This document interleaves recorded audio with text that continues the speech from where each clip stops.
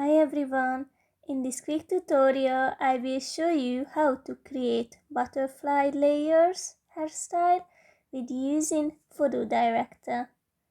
Open the app, click on More, and here you can find AI hairstyle. Choose your image, and after that here you can find butterfly. Click on it, and then you will have to wait a few seconds, but the results will be just perfect.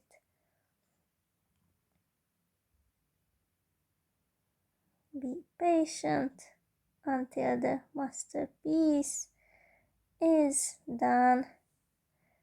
Hope you will like your own results as well. Do not forget to click on the check mark and save your image.